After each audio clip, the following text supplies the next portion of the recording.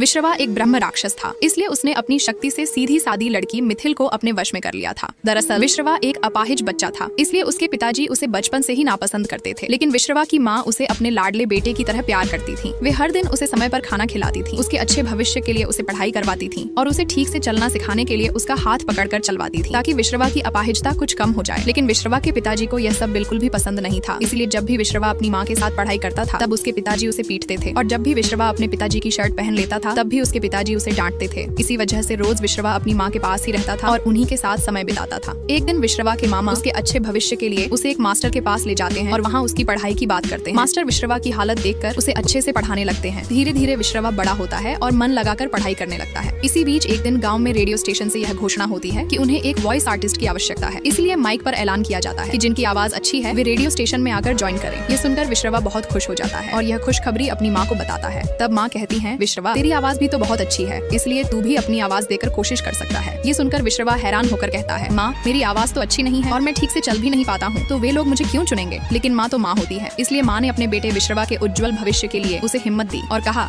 कि वह जाकर अपनी आवाज जरूर दे। अगले ही दिन विश्रवा खुश होकर रेडियो स्टेशन जाता है और अपनी आवाज देता है। जैसे ही रेडियो स्टेशन के अधिकारी उसकी आवाज सुनते हैं उन्हें बहुत पसंद आती है, इसलिए उसी दिन विश्रवा को वॉइस आर्टिस्ट के रूप में चुन लिया जाता है। ये सुनकर विश्रवा बहुत खुश होता है और उसकी माँ भी खुशी के आंसू बहाने लगती है। लेकिन यह खुशी ज्यादा दिनों तक नहीं टिकती। नेक्स्ट पार्ट के लिए लाइक और कमेंट करें।